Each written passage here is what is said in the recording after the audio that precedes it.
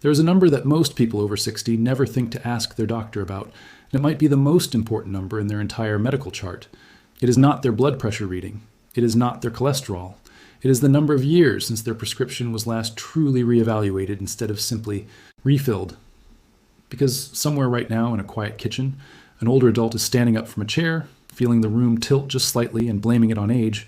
It is not age. And by the end of this video, you're going to understand exactly why.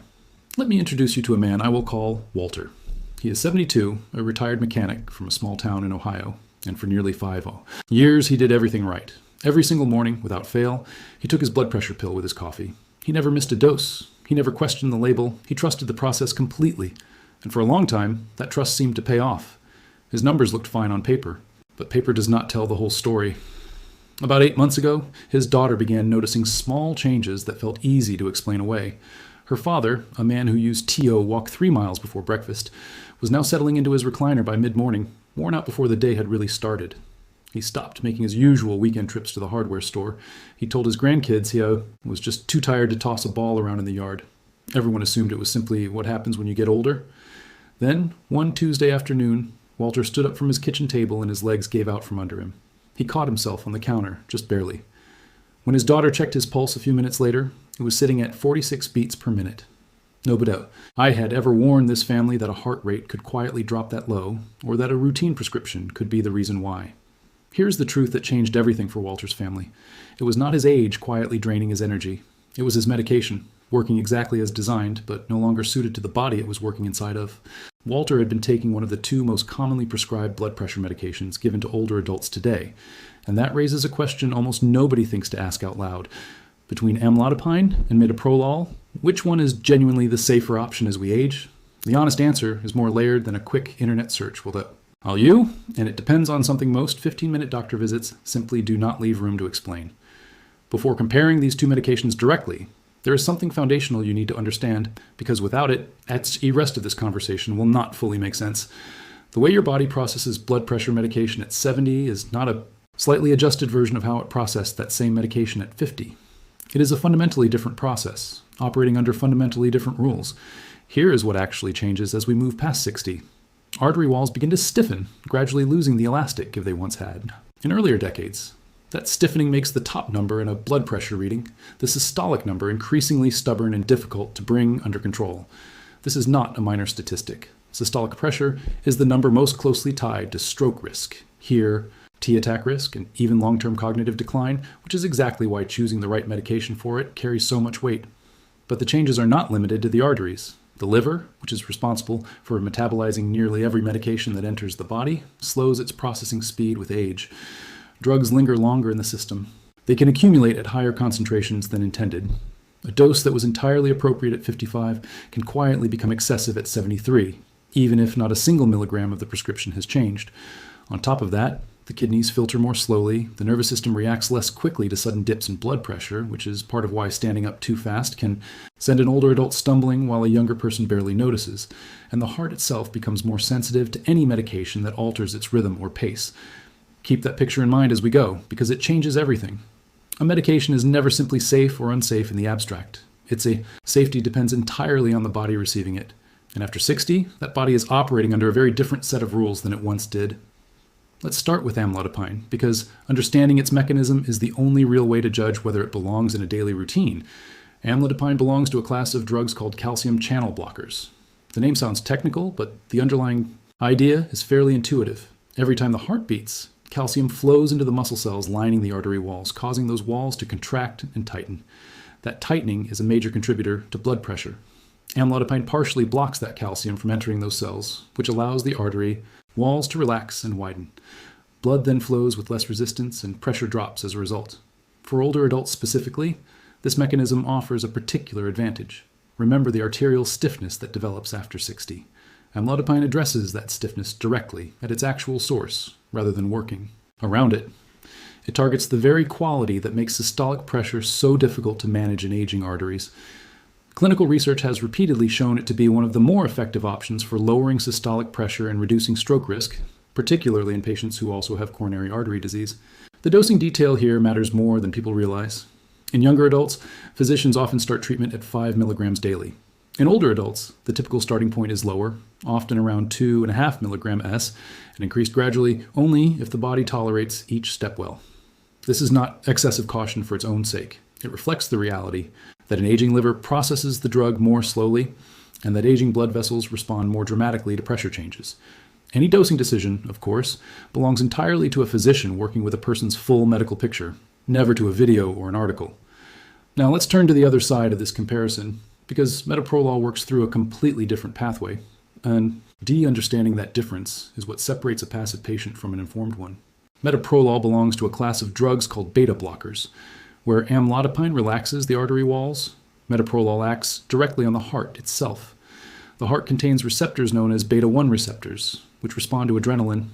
Every burst of stress, physical exertion, or even the simple act of standing up sends adrenaline through the system, signaling the heart to beat faster and with more force.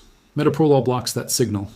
The heart rate slows, each beat becomes less forceful, and because the heart is working with less intensity, the pressure inside the blood vessels eases. For people who have already experienced a heart attack, who are living with heart failure, or who are managing an irregular heart rhythm, this protective effect on the heart muscle can be genuinely life-saving. Metoprolol reduces the oxygen demand placed on a heart that is already under strain. In those specific circumstances, it stops being just a blood pressure medication and becomes something closer to cardiac protection. But dosing here demands real caution in older patients. Physicians typically begin with a notably lower starting dose than what a younger adult might receive, increasing it slowly and only with regular monitoring of heart rate. And there is one rule that deserves to be repeated clearly. Metoprolol should never be stopped abruptly. Sudden discontinuation can trigger a dangerous rebound effect, a sharp spike in heart rate and blood pressure capable of causing chest pain or a serious cardiac event. Any adjustment must happen gradually and under a physician's direct supervision. Now that the mechanics of each drug are clear, let's put them side by side, because this is where the conversation becomes genuinely personal. Consider a composite example based on patterns clinicians see regularly.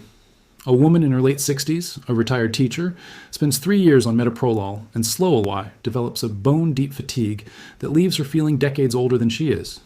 Her doctor transitions her to amlodipine. Within 2 weeks, her energy returns and she feels like herself again. But within 6 weeks, her ankles have swollen so much that none of her shoes fit comfortably anymore. She describes it as trading one frustration for another. That kind of experience captures the central truth of this entire comparison. Neither medication is universally safer than the other. Each carries its own distinct set of side effects, and those effects land differently depending on the individual body receiving them. Amlodipine's most common issue is peripheral edema, meaning swelling in the ankles and feet. This happens because the drug relaxes arteries more than it relaxes veins, allowing fluid to pool in the lower body under the pull of gravity.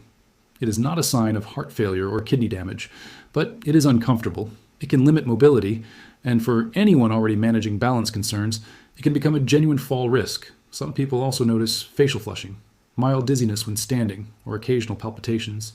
Metoprolol's side effect profile looks entirely different. Fatigue is by far the most frequently reported complaint, often described less as tiredness and more as a heaviness that settles into every part of the day. It can also push the heart rate below a safe threshold, leading to lightheadedness or fainting spells. And in older adults living with lung conditions, such as COPD or asthma, it can restrict breathing even at moderate doses, since beta receptors exist in the lungs as well as the heart. This brings us to a topic that deserves far more attention than it usually gets: the danger of treating each medication as though it exists in isolation. For most older adults, no prescription is really standing alone. The average adult over 65 takes 4 or more prescription medications regularly, and many take 6, 8, or even 10. Each one may have been prescribed by a different provider at a different time, evaluated entirely on its own merits. But once these medications share the same metabolic pathways inside the body, they start competing with one another. That competition can quietly turn a well-tolerated medication into a risky one. Amlodipine is metabolized in the liver by an enzyme called CYP3A4. That same enzyme also processes dozens of other common medications, along with certain antibiotics, antifungal drugs, and even grapefruit juice, which is well documented to interfere with this pathway. When that enzyme becomes overloaded or blocked, amlodipine can accumulate in the bloodstream at higher levels than intended, amplifying side effects like swelling, dizziness, and fall risk, often without anyone connecting the dots. Metoprolol carries its own interaction risks. Combined with other heart medications, or stacked alongside additional blood pressure drugs, It can push the heart rate down to genuinely dangerous levels, deepening fatigue and sharply increasing the risk of fainting. These are not rare edge cases. The why are happening quietly right now in countless households where a full medication list has never been reviewed together as one connected picture rather than a stack of separate prescriptions. So, with all of this laid out, what do the major medical guidelines actually recommend? The American College of Cardiology, the American Heart Association, and the European Society of Hypertension all agree on one central principle. Blood pressure targets in older adults must be individualized, not applied as a blanket rule. For generally healthy older adults, a systolic target below 130 is often recommended. But for someone managing multiple health conditions or significant frailty, a less aggressive target can actually produce better outcomes, since pushing numbers too low in a fragile body can cause more harm than the elevated pressure itself. This is also where the two medications clearly diverge in the guidelines. Amlodipine is consistently positioned as a first-line treatment for older adults with straightforward, uncomplicated hypertension. Its ability to directly address arterial stiffness, reliably lower systolic pressure, and reduce stroke risk places it near the top of nearly every major treatment algorithm for this age group. Metoprolol occupies a different role entirely. Current guidelines do not typically recommend beta blockers as the first choice for uncomplicated high blood pressure. Instead, they are reserved for situations where the heart itself needs targeted protection, such as a previous heart attack, documented heart failure, or a diagnosed arrhythmia. In those specific circumstances, metoprolol's ability to slow the heart and ease its workload makes it not just appropriate, but often essential. The real takeaway is not that one drug beats the other. It is that the right choice depends entirely on the underlying reason blood pressure needs to be treated in the first place. The diagnosis behind the prescription matters just as much as the prescription itself. So here is the honest answer to the question that brought you here. Between amlodipine and metoprolol, neither one is inherently the safer choice. The safer medication is the one that matches your specific body, your specific heart, and your specific health history.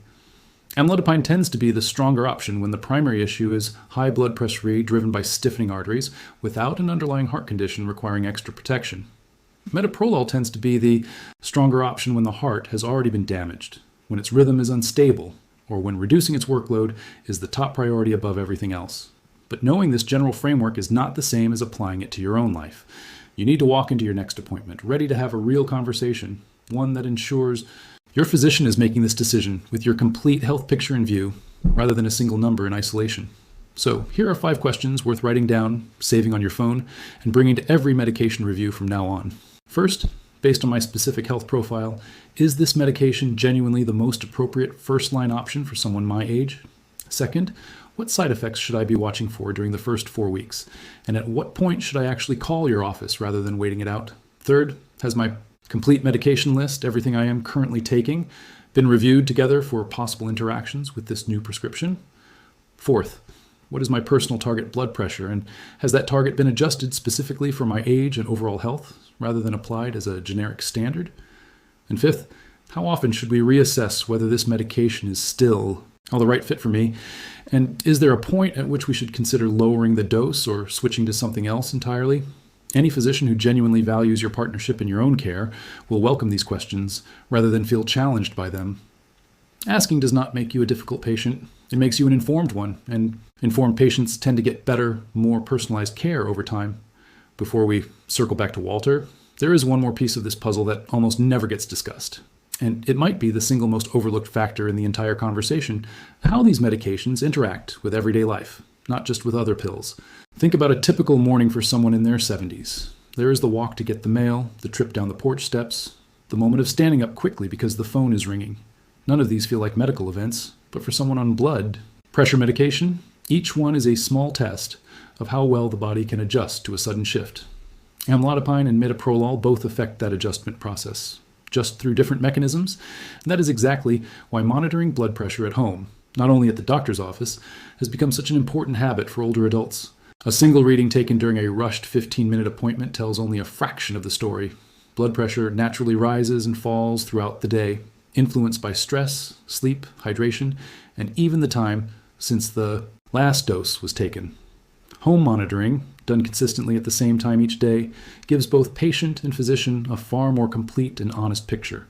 It can reveal patterns that a single office visit would never catch, such as a pressure that spikes in the morning before medication takes effect, or one that dips dangerously low in the Afternoon when the drug is at its peak concentration. Keeping a simple log, even a handwritten one, and bringing it to every appointment turns a guessing game into a genuine partnership built on real data. Hydration deserves a mention here too, because it is so easy to overlook. Both of these medications work in part by adjusting fluid dynamics within the vascular system, and dehydration can intensify their effects unpredictably. An older adult who skips water on a hot afternoon and then stands up too quickly is combining two separate risk factors at once: the natural blood pressure drop from standing and the added effect of the medication. And that combination is a common preventable cause of dizzy spells and falls. Diet plays its own quiet role as well. Sodium intake obviously affects blood pressure directly, but for someone on Amlodipine, potassium-rich foods and grapefruit products deserve particular attention because of how they interact with that liver enzyme mentioned earlier. For someone on Metoprolol, caffeine and certain over-the-counter decongestants can work against the medication's effect by pushing the heart rate back up, sometimes without the person ever realizing the two are connected. None of the S means giving up coffee or grapefruit entirely. It means having an honest conversation with a physician or pharmacist about how daily habits intersect with a prescription that is already asking a great deal of an aging body. There's also the question of exercise, which so often gets treated as an afterthought in these conversations, when really it belongs near the center of it. Movement remains one of the most effective tools for managing blood pressure at any age, but the type and intensity of exercise that makes sense can shift depending on which medication someone is taking.